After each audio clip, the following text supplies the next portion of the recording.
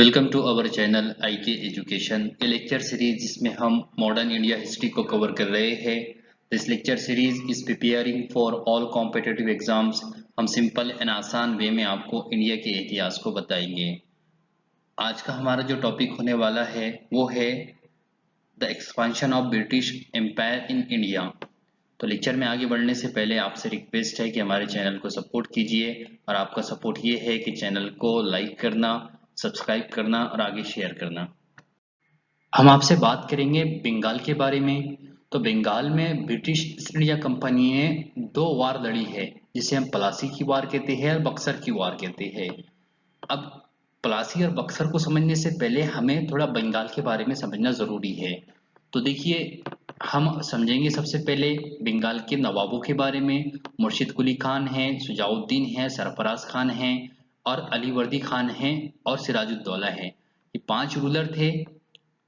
सिराजुद्दौला के टाइम पर है ना प्लासी हुई है, ठीक है। फिर बाद में हम बात करेंगे आपके प्लासी के बाद दो रूलर आए हैं, जिसमें मीर जाफर और मीर कासिम है। मीर कासिम के टाइम पे बक्सर हुई है, ठीक है। तो ये हम आपको इतना जो समझाएंगे बंगाल के अंडर में, ठीक है। और फिर हम वहां से फिर ये प्लासी और वार को है बक्सर को है ना डिटेल के साथ देखेंगे। फिर बक्सर के बाद जो इलाहाबाद की ट्रीटी हुई है उस पे भी हम आपसे है ना बात करेंगे। बंगाल जो था ना बहुत फेमस था अपनी फर्टाइल लैंड की वजह से और रिच प्रोविंस की वजह से। हमें पता है कि बंगाल जहाँ पे है तो यहाँ पे सुंदरबन का डेल्टा बनता है, सुंदरबन का रीजन है। तो वो रीजन वो डेल्टा कैसे बनता है कि यहाँ से है ना इधर से नॉर्थ के साइड से गंगा आती है और इधर से है ना ब्रह्मपुत्र आती है और ये दोनों के दोनों है ना बे ऑफ बंगाल में जाके गिर जाती है। ये पूरे रीजन में एक डेल्टा बनाते हैं जिसे हम कहते हैं सुंदरबन, ठीक है ना। तो ये पूरा रीजन है ना फर्टाइल था, इसलिए यहाँ पे है ना हम देखते हैं कि टेक्सटाइल बहुत ज़्यादा प्रोड्यूस होती थी, सिल्क यहाँ पे होती थी। इसी तरीके से पेपर यहाँ पे कल्टीवेशन होता था। शुगर की इंडस्ट्री थी, वहाँ पे शुगर केन कल्टीवेशन होते थे, ठीक है। तो ये सारे जो चीज़ें हैं ये बंगाल में उस वक्त है ना प्रोड्यूस होते थे, कल्टीवेट होते थे। इसी तरीके से हम देखेंगे बंगाल जो फेमस था वो साल्ट पेटर की वजह से।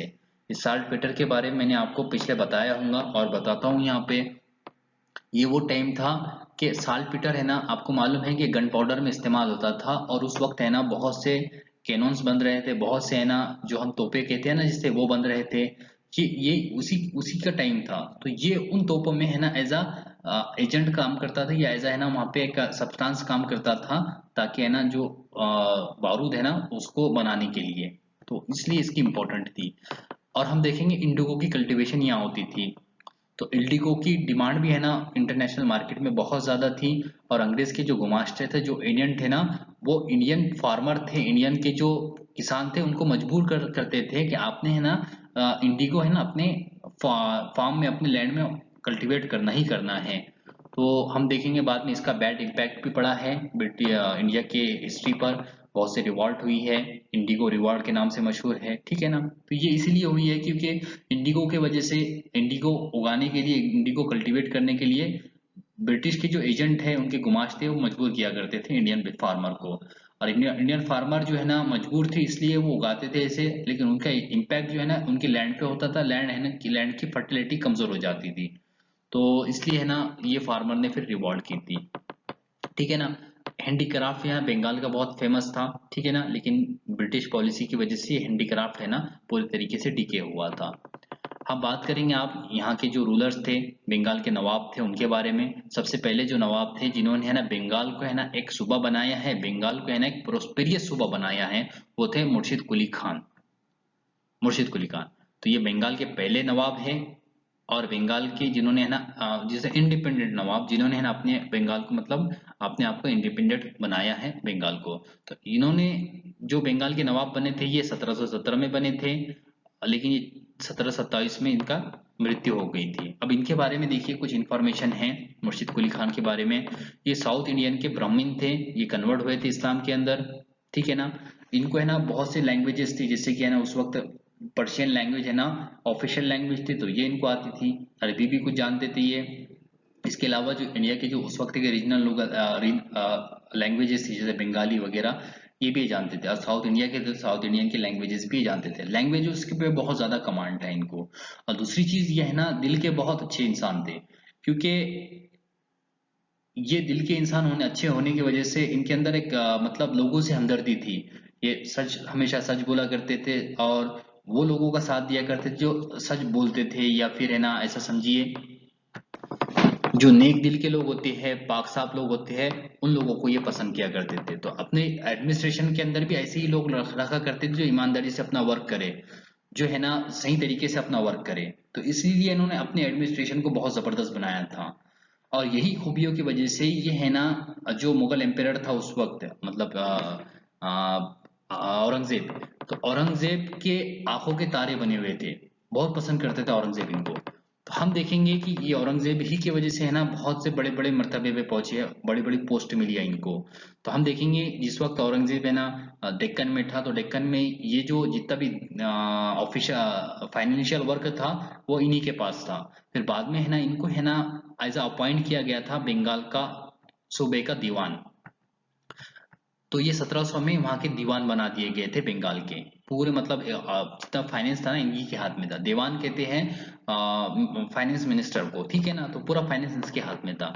फिर हम देखेंगे फिर 1701 में उड़ीसा भी इनके दीवानी में ला लिया गया, मतलब उनको वहां का भी फाइनेंस मिनिस्टर बना दिया गया।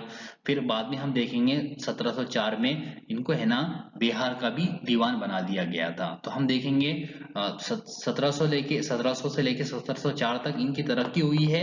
और पूरा प्रोविंस बंगाल, बिहार और उड़ीसा, यहाँ का ये एज अ दीवान बना दिया गया है, या एज अ इनको फाइनेंस मिनिस्टर बनाया गया है, ये औरंगजेब के जरिए से।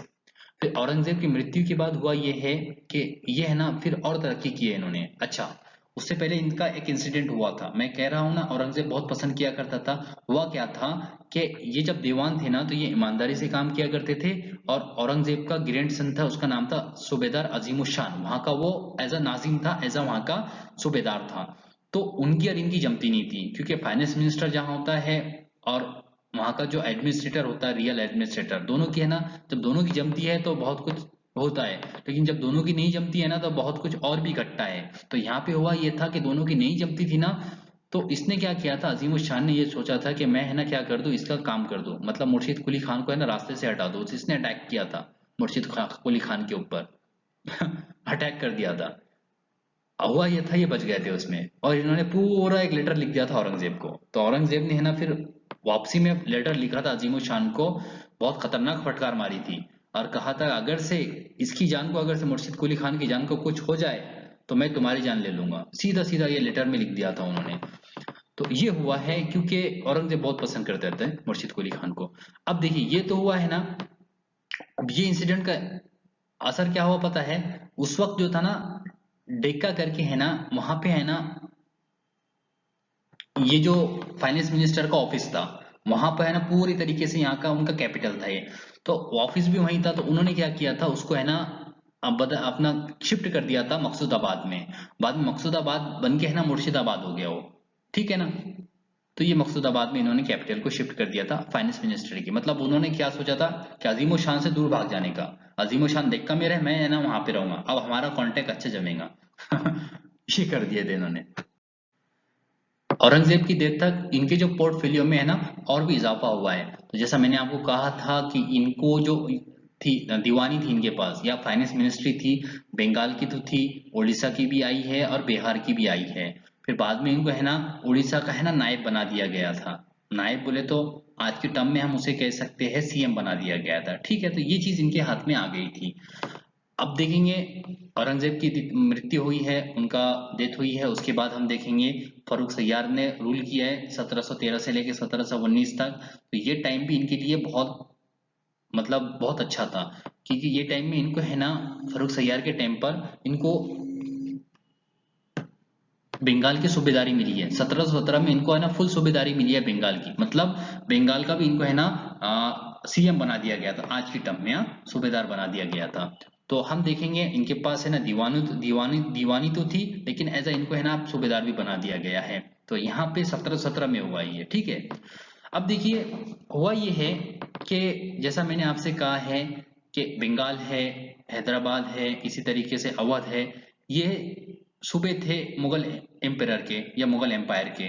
तो ये इंडिपेंडेंट हो गए थे, लेकिन इन्होंने है ना ऐसा बोल के नहीं किए थे कि हम इंडिपेंडेंट हो गए, प्रैक्टिकली ये पूरी तरीके से इंडिपेंडेंट थे। इसीलिए हम उनको सक्सेसर स्टेट कह रहे हैं, क्योंकि वो मुगल एम्पायर के बाद पावरफुल वही हो गए थे। लेकिन ये मुगल एम्पायर से कभी भी इन्होंने अपना कनेक्शन नहीं खत्म किया था। मुगल एम्पायर एम्पायर को एम्पायर मानते थे, उनके फरमान को है ना मानते थे, और मुगल एम्पायर को है ना वो अपना ट्रिब्यूट भी सालाना भेजा करते थे, जो भी जो खिराज कहते हैं जिसे ये ट्रिब्यूट कहते हैं, वो मुगल एम्पायर के जो खजाने में जमा करवाया करते थे सालाना। तो ये भी करते थे, बंगाल ने हमेशा किया है, ठीक है ना। तो ये हुआ है। अच्छा, ये जो टाइम था इनका, मुर्शिद कुली खान का, ये टाइम है ना बंगाल के लिए है ना गोल्डन टाइम माना जाता है, क्योंकि इन्होंने बहुत से रिफॉर्म्स किए हैं बंगाल के अंदर। पूरे बंगाल के सूबे को है ना प्रोस्पेरियस बनाया है इन्होंने, वहां के लोग है ना बहुत खुशहाल थे इनके टाइम पे। उन्होंने है ना ट्रेड में है ना बहुत से रिफॉर्म्स लेके आए हैं, ट्रेड को उन्होंने डेवलप किया, एग्रीकल्चर को डेवलप किया, किसानों को उन्होंने इंसेंटिव्स दिए, ट्रेडर्स को भी इंसेंटिव्स दिए। और पूरा मतलब जिस तरीके से एक फाइनेंस मिनिस्टर थे, तो वो तो उन्होंने, उनकी एबिलिटी थी कि उन्होंने जहां पे भी गए हैं उन्होंने इंप्रूव किया है। साथ में इन्होंने है ना जब इनके पास है ना वहाँ का एडमिनिस्ट्रेशन आया है, तो वहां पे भी उन्होंने अपने जो उनके एक्सपीरियंस था उसका फायदा उठा के है ना लोगों के है ना भलाई के लिए, उनके डेवलपमेंट के लिए, उनके वेलफेयर के लिए बहुत से वर्क किए हैं। तो इसलिए इनके टाइम को है ना गोल्डन एज माना जाता है, गोल्डन पीरियड माना जाता है, या बंगाल के लिए बहुत बेहतरीन टाइम माना जाता है इनके मतलब इसके पीरियड को। मुर्शिद कुली खान जो थे उनको कोई वारिस नहीं था, मतलब उनकी कोई औलाद नहीं थी, कोई बेटा नहीं था उनको। तो शिहाबुद्दीन ये उनका है ना सन इन लॉ था। तो इन्होंने ना अपने मरने के बाद ये इनको है ना अपॉइंट कर दिया था, नॉमिनेट कर दिया था शुजाउद्दीन को। तो अगले जो नवाब बने थे ना बंगाल के, वो थे शुजाउद्दीन, जो 1727 से लेके 1739 तक, 1727 से लेके 1739 तक ये बंगाल के एज अ नवाब रहे हैं, ये बंगाल के सूबेदार रहे हैं, और असद जंग के नाम से भी ये जाने जाते थे। अच्छा, होता है ना, हम सुने होंगे हमने, काबिल बाप की काबिल औलाद। तो यहाँ पे उल्टा था, काबिल फादर इन लॉ की काबिल सन इन लॉ। तो जैसा मुर्शिद कुली खान थे जिस तरीके से, वैसे ही उनकी नक्शे कदम पे ये भी चले हैं। अच्छा, इनके टाइम पे कोई भी ऐसा बहुत बड़ा इंसिडेंट नहीं हुआ, कोई कुछ भी नहीं हुआ, लेकिन जो बंगाल का डेवलपमेंट था वो बहुत जबरदस्त हुआ है। जो काम है ना, जो वरासत है ना इनके फादर इन लॉ ने छोड़ी थी, वही काम इन्होंने किया है। जो डेवलपमेंट का काम था, जो है ना वेलफेयर का काम था, और जो जस्टिस का काम था, वो इन्होंने बहुत अच्छी तरीके से संभाला है, ठीक है ना। अच्छा, इनके टाइम पे कुछ चीजें हुई है कि इन्होंने क्या किया है, अपने जो बहुत किंग्समैन थे, जो करीबी थे, तो उसमें अली वर्दी खान है, अली वर्दी खान का भाई हाजी अहमद है, आलमचंद है, जगत सेठ फतेहचंद है, जिसे बैंकर ऑफ दी मुर्शिदाबाद या बैंकर ऑफ द वर्ल्ड भी माना जाता है, ये फेमस बैंकर भी माना जाता है, ये बैंकर ऑफ इंडिया बंगाल मान लो, नहीं ये इंडिया मान लो, ऐसा कहा जाता है, क्योंकि ये उस वक्त के बहुत बड़े बैंकर थे, ठीक है ना। तो ये लोग है ना, इन लोगों का है ना राइज हुआ है, ये करीबी थे, इन्होंने इनको पोस्ट भी दिया है, जैसे कि अली वर्दी खान को इन्होंने डिप्यूटी गवर्नर बना दिया था पटना का, ठीक है, पटना इनके पास दे दी थी इन्होंने। हाजी अहमद को है ना चीफ काउंसिलर बनाया था, हमेशा अपने पास रखते थे। आलमचंद को है ना दीवान ऑफ बंगाल मतलब फाइनेंस मिनिस्ट्री इनके हाथ में दे दी थी। और जगत सेठ को, ये तो फेमस बैंकर थे, जो है ना वक्त वक्त पर जब जरूरत पड़ती थी लोन की, तो इनको प्रोवाइड किया करते थे, ठीक है ना। तो मैं आपसे ये कह रहा हूं कि इनके टाइम पर है ना ये लोगों का क्या हुआ है, ये लोगों का राइज हुआ है। ये जो क्यों, क्योंकि यही लोग बाद में जाके, जैसे अली वर्दी खान है, जगत सेठ है, यही आलमचंद है, यही लोग बाद में जाके है ना जो वो पानी, ये मतलब जो पलासी वगैरह हुई ना, इनका नाम आता है उसमें, ठीक है। अच्छा, इनके टाइम पे एक और चीज हुई है जो इस वक्त मैंने जैसे आपको कहा है कि मुगल एम्पायर कौन था, मोहम्मद शरंगीला। तो मोहम्मद शरंगीला ने क्या किया है, सूबेदारी ऑफ बिहार इनको कन्फर कर दी थी, अता कर दी थी, ठीक है ना। उनको रिकॉग्नाइज कर दिया था कि आप है ना बंगाल तो आपके हाथ में ही है, अब हमको क्या करेंगे, आपको बिहार का भी सूबेदार बना देते हैं। इस तरीके से हम देखते हैं कि बिहार और बंगाल की सूबेदारी इस तरीके से पूरी एक मतलब बंगाल के हाथ में आ गई थी, ठीक है। और बंगाल एक प्रोविंस बन गया था, जिसमें ना उड़ीसा, बिहार, बंगाल ये आ जाता है आज का बंगाल। और उस वक्त जो बंगाल था ना, उसमें है ना बांग्लादेश भी आ जाता था आज का। ये हमारे पास इमेजेस है, ये अलीवर्दी खान है, ये जगत सेठ है, और ये जगत सेठ की फैमिली थी पूरी की पूरी। ठीक है। अगला जो बंगाल का नवाब था उसका नाम था सरफराज खान। ये 1 साल तक नवाब रहा है। ये जो बेटा था ना, शाह शुजा का बेटा था, ये एकदम बेकार था ये। इसको हम कहते हैं, टर्म आती है डेबूचरी रूलर था ये। मतलब ये ज्यादातर जो रहता था ना, डांस में या नाच गानों की महफिलों में, जिसे हम कहते हैं शबाब में, शराब में और कबाब में डूबा रहता था ये। तो यही चीज ये करता था, तो ये ज्यादा इसने ध्यान तवज्जो नहीं दिया, ना ही एडमिनिस्ट्रेशन पे दिया है, ना ही लोगों के है ना मैटर पे दिया है। तो इसका फायदा किसने उठाया है? इसका फायदा अली वर्दी खान ने उठाया है। क्योंकि अली वर्दी खान का भाई जो था हाजी अहमद, ये तो एडवाइजर ही था, लेकिन इसका फायदा अली वर्दी खान ने इस तरीके से उठाया है कि ये पावरफुल हो गया था। इससे बहुत सी ऐसी चीजें थी जो जैसा मैंने आपको कहा है ना, अली वर्दी खान को है ना अपॉइंट किया गया था एज अ डिप्यूटी सूबेदार ऑफ बिहार। तो वहां पे उसने बहुत अच्छा काम किया था, और उसने है ना अपनी आर्मी जमा की थी, और उसने सोचा था कि क्यों ना मैं क्या करूं, मैं मेरे अंदर अगर से एबिलिटी है तो मैं है ना इसको हटा के खुद है ना बंगाल का नवाब बन जाऊं। तो इसने हमला किया था इसके ऊपर, और इनके दरमियान, सरफराज खान के दरमियान और अली वर्दी खान के दरमियान एक जंग हुई थी अप्रैल 1714 के अंदर, जिसका नाम है बैटल ऑफ घेरिया, जिसमें सरफराज खान को शिकस्त हुई थी, हार हुई थी। अली वर्दी खान जीते थे, और अली वर्दी खान उसके बाद है ना बंगाल के नवाब बन गए थे। अली वर्दी खान जो है ना अगले नवाब बने बंगाल के, और ये भी है ना बंगाल के बेहतरीन नवाबों में से एक थे। इन्होंने, जैसा कहते हैं ना, जो जीरो से हीरो बनना, तो वैसे ही इनका काम था। जिस तरीके से मुर्शिद कुली खान, जो जिनके पास कुछ नहीं था, उनका कोई बैकग्राउंड नहीं था, लेकिन अपने काबिलियत की बुनियाद से जीरो से हीरो बने हैं, वैसे ही अली वर्दी खान, इनके पास भी कुछ नहीं था, लेकिन अपनी काबिलियत की बुनियाद पर, अपनी एबिलिटी की बुनियाद पर, अपने डेंट ऑफ टैक्ट की बुनियाद पर, ये है ना बड़ी से बड़ी पोस्ट इन्होंने हासिल की है। तो मैंने आपसे ये कहा था कि शाह शुजा के टाइम पर ही आया। असल में इनके बारे में जब हम पढ़ते हैं ना, इनकी फैमिली के बैकग्राउंड के बारे में जब और खोजने की कोशिश करते हैं, तो हमें कुछ नहीं मिलता। हमें सिर्फ इतना पता चलता है कि ये तुर्क थे, ये कहीं से है ना डेक्कन आए थे अपने रोजी रोटी के लिए, अपने है ना सर्विस के लिए। फिर वहां से ये है ना इस तरीके से बंगाल गए, और बंगाल में इनको सर्विस मिली थी, और वहां से फिर है ना वो मतलब बड़े से बड़ी पोस्ट उनको मिलती गई है। तो मैंने आपसे ये कहा था कि 1733 में जो वहां का शाह शुजा था, उसने इनको है ना बिहार का नायब नवाब बना दिया था। अब जब ये बिहार के नायब नवाब बने हैं ना, तो वहां पे उन्होंने अपनी एबिलिटी की बुनियाद पर जो भी उनके वहां पे दिक्कतें थी, जो भी ट्रबुलेंस थे, जो भी वहां पे उनके चैलेंजेस थे, उसको बहुत अच्छे से टेकल किया उन्होंने, बहुत जबरदस्त। आप देखेंगे जब ये बिहार की बात करेंगे ना, वहां पे एज अ नायब निजाम रहते हुए या नायब सूबेदार रहते हुए, इन्होंने वहां पर जो जमींदार थे, तो वो जमींदार एक चैलेंज था उनके लिए, क्योंकि वो बार बार रिवॉर्ड किया करते थे। उन सारे जमींदारों को उन्होंने उनके रिवॉर्ड को सप्रेस किया, सारे रिवॉर्डों को दबाया। और इस तरीके से और भी थे, जैसे कि बंजारस का टर्बुलेंस था वहां पर, वो दिक्कतें पैदा कर दिया करते थे, उनको उन्होंने है ना ओवरकम किया। और भी थे जैसे पठान वगैरह थे, ये चार सारी चीजें। फिर वहां पे है ना एग्रीकल्चर डेवलपमेंट वगैरह सारी चीजें किया। अपनी उन्होंने एक अच्छी आर्मी, अपनी फौज बनाई थी।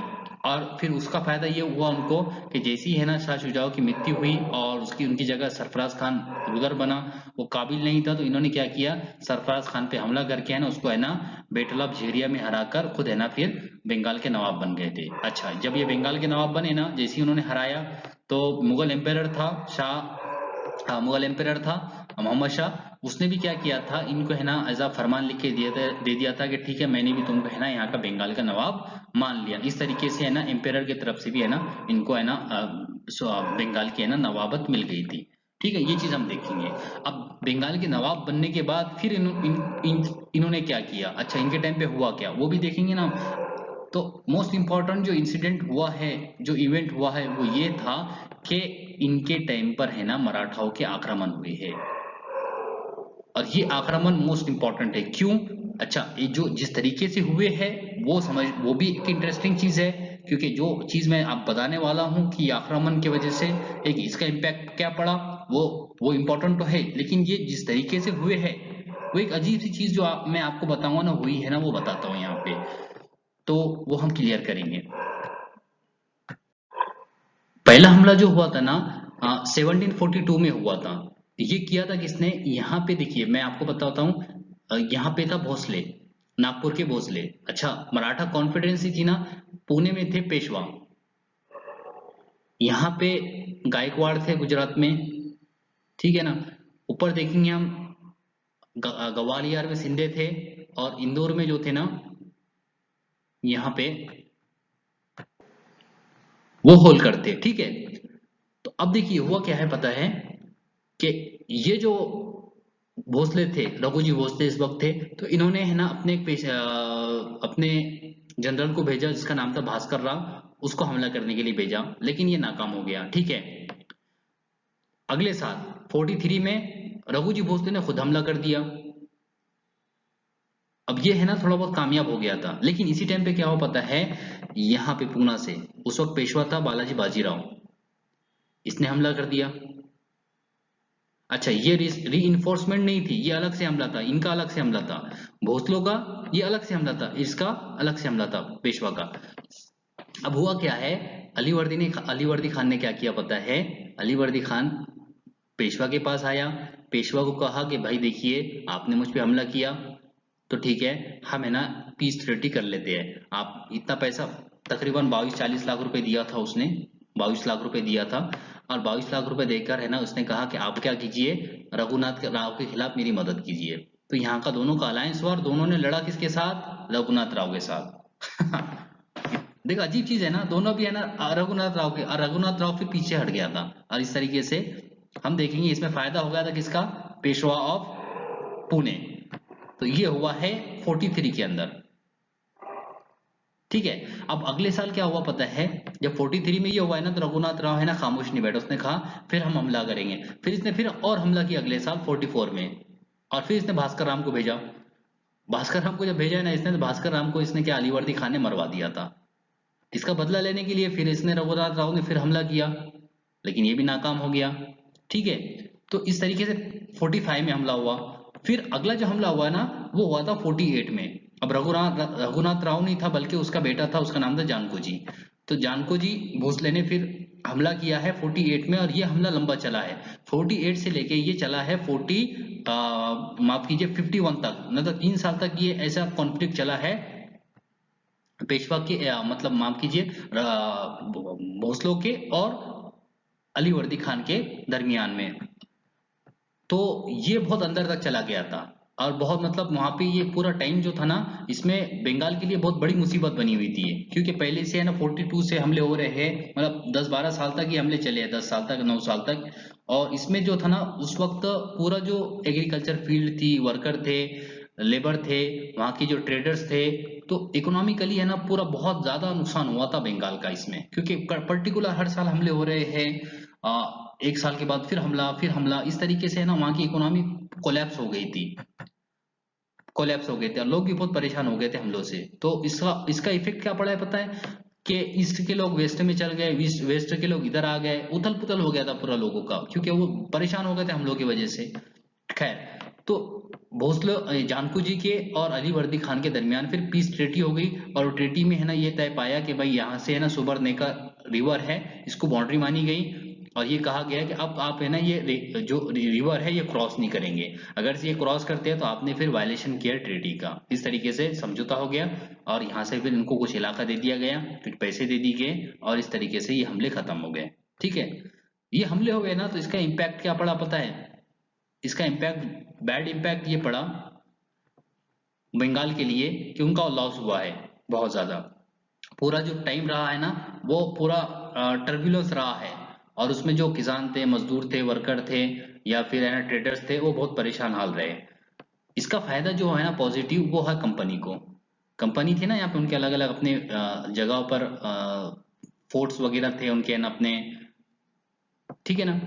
तो वो किया करते थे पता है, जितने भी लोग हैं ना जो परेशान हैं, जैसे ट्रेडर है, मर्चेंट्स है, या किसान है, या फिर दूसरे लोग हैं, उनको है ना शरण दिया करते थे, शरण दिया करते थे, उनकी मदद किया करते थे, उनको है ना खाना प्रोवाइड किया करते थे, उनको इस तरीके से किया है ना उन्होंने। तो इस वजह से जो बंगाल के लोगों में है ना कंपनी है ना ये फेमस हो गई, या उनको ऐसा लगा कि उनका एक पॉजिटिव जो कैरेक्टर था ना वो लोगों के दिल में आ गया, लोगों के मन में आ गया कि हमको इन्होंने है ना हमारी मुसीबत में मदद की है, जबकि उन्होंने जो किए है ना वो अपने मतलब के लिए किया उन्होंने। और उन्होंने सबको नहीं किया, बल्कि जो बड़े बड़े लोग थे, जो ट्रेडर्स थे, जो मर्चेंट थे, जो बड़े घर के, उन्हीं को किया है, सबको नहीं किया। लेकिन तो भी इस वजह से है ना लोगों की निगाह में ये अच्छी बन गई थी। और इसका फायदा कब हुआ पता है? इसका फायदा जब हुआ जब इन्होंने खुद आक्रमण किया। ठीक है, ये समझ में आया आपको? क्योंकि ये हमले जो है ना, ये हमले का पॉजिटिव जो इम्पैक्ट पड़ा है ना वो कंपनी के अपने कैरेक्टर पे पड़ा। उनका कैरेक्टर है ना लोगों की निगाह में अच्छा हो गया। तो ये चीज ये हमलों की वजह से आप हुई है। बंगाल का जो अगला रूलर बना था उसका नाम था सिराजुद्दौला। ये जो था अली वर्दी खान के बाद है ना बंगाल का नवाब बना 10 अप्रैल 1756 को। ये अली वर्दी खान का जो था ना बेटी का बेटा था। अली वर्दी खान को कोई भी औलाद नहीं थी। उसको जो थी ना, औलाद से मुराद बेटा नहीं था, उसको 3 बेटियां थी। और ये 3 में की एक बेटी का बेटा था, और ये बन गया था वहां का नवाब। ठीक है ना? और इसी के टाइम पर हुई है बैटल ऑफ पलासी। तो हम इसके कैरेक्टर को और इसको चैलेंजेस क्या थे और किस तरीके से बैटल ऑफ पलासी हुई है, ये हम है ना अगले लेक्चर में आपसे बात करेंगे।